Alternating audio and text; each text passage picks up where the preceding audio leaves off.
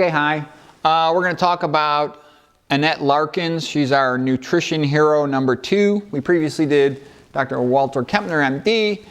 Today we're doing Annette Larkins. So Annette Larkins, quite interesting. I recommend you go on the internet and check out this video about her. I believe one of the really good ones was at WMAR-2 News. There's a bunch of videos about her. There's a bunch of photos about her.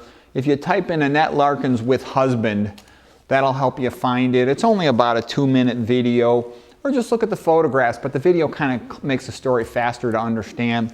So the story about Annette was that her husband owned a meat store, and she was disgusted by the smell of the meat, so she decided to become a vegan. And she did an incredibly good job of keeping herself healthy.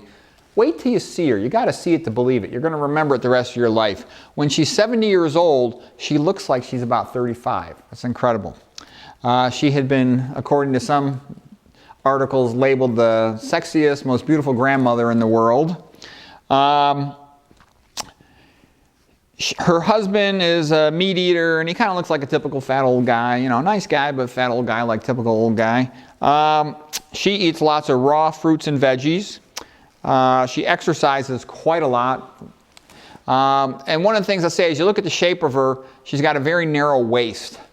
Now, when a man looks at a woman from behind, he can't even help it. It's biologically programmed into a man to look at the ratio of her waist to her hips. And the reason is it's an indicator of fertility. Women typically are big in the hips and the gluteal region because it's a energetically efficient place to store omega-3 fats that the baby needs for brain development at the time of gestation and birth.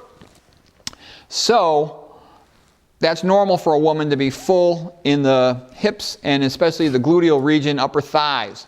Okay, but if she's fertile and she's not pregnant, she'll usually have a narrow waist. See, for a man, and that's sort of like a peacock display of fertility. Narrow waist, big sort of butt and upper thighs, lots of omega-3s available. The reason is, for a man, it's dangerous to romantically approach a woman.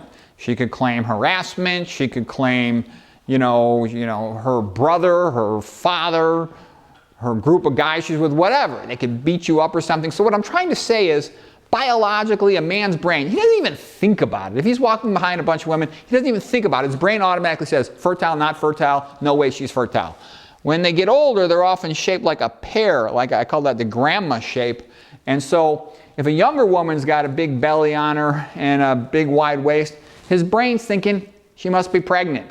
Why should I approach her, risk getting beaten up, and I'll never produce a child with her, okay?